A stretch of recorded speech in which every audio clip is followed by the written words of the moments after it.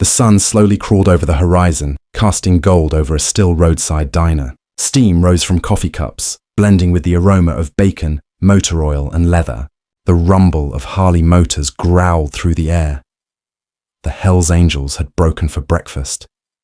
They resembled the type of guys you would not want to mess with. Weathered faces, tattoos, leather jackets. But beneath those tough outsides were tales no one ever bothered to listen to. Their laughter rang off the chrome of their bikes, until it all came crashing down. A terrified scream ripped through the stillness of the morning. Head swiveled. A little girl in a scarlet dress darted across the parking lot, boots skidding on the frozen pavement, tears streaming down her grime-daubed face. Her voice was cracking with fear. "Please!" she screamed, gesturing frantically back down the road.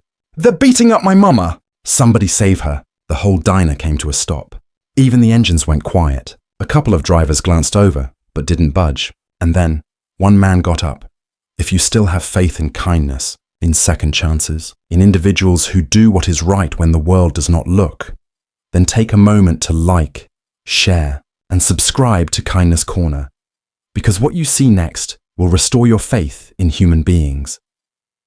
The one who came forward was Mason Cole, a wide-shouldered biker in his late 30s, the red and white Hells Angels logo embroidered proudly down his back.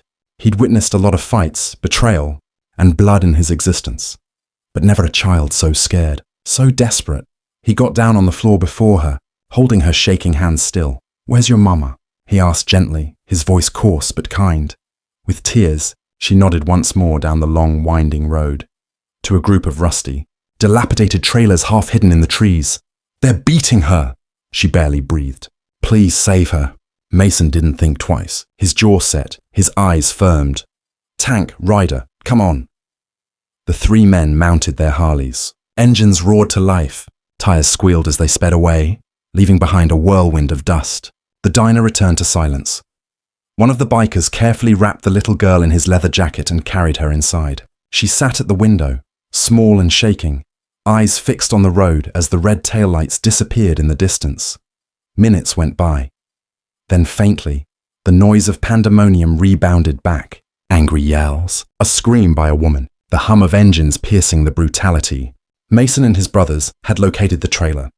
Inside, the atmosphere was vicious. A drunk man had the woman cornered, fists covered in blood, voice thick with fury. A shard of sunlight from a broken window illuminated her battered face. Before he could take another swing, heavy boots creaked on the floorboards. Mason appeared, wrapping his thick wrist and twisting it sharply until the bottle broke on the floor. The rest of the bikers subdued the man in record time. Mason said nothing. He didn't need to. Then, addressing the shaking woman, his voice softened. "You all right, Mom?" he asked, voice shaking with contained rage.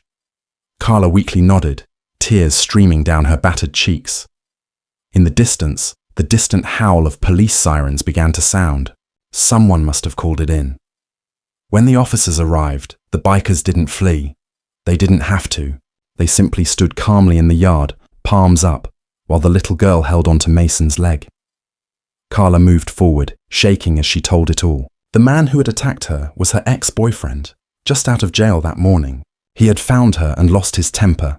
As the officers took him away in handcuffs, Mason escorted Hannah, the little girl, back to his motorcycle. "You did great, kid," he whispered. "You were brave." The engines roared to life, and the morning sun was rising high as they took the ride back to the diner. Hannah perched on Mason's lap, holding onto a helmet much too large for her little head. When they got back, a small cluster of people had amassed. Truckers, locals, tourists, all waiting to see what they would find. The second they saw Mason walking back with the little girl still intact, with her mother following behind them, battered but alive, the entire place was silent. Carla was barely able to get the words out through her tears. "Thank you," she whispered. "I didn't think anyone would ever come." Mason regarded her and nodded towards Hannah. "She kept us from doing it." The owner of the diner emerged with blankets and hot coffee, distributing them silently. The Hells Angels shed their jackets one by one, bulky leather vests that held a lifetime of stories, and wrapped them around the mother and daughter. Even the police, still lingering nearby, averted their gaze respectfully. The sun highlighted the red and white patch on Mason's vest as he knelt down and grinned at Hannah. "You take care of your mama now, all right?" he said gently. "You're her little guardian angel," she nodded, gripping the edge of his sleeve with her tiny fingers. By lunchtime, word had already spread across town about the little girl who ran to a gang of bikers and how they didn't hesitate for a second. Strangers stopped by the diner just to thank them for stepping up when others froze. Mason was not a talker, but when someone asked him why he did it, he just replied, "You don't ignore a cry like that. Doesn't matter what patch you wear. Some things are just human." Weeks went by. Carla and Hannah started to rebuild their lives.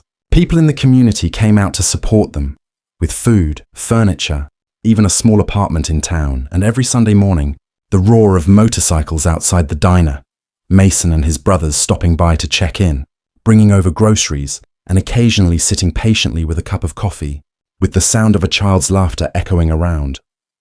Months later, when spring came around again, Hannah sprinted up to Mason outside the diner, holding a crayon drawing, a small girl in red next to a line of motorcycles, and a man on his knees fixing her.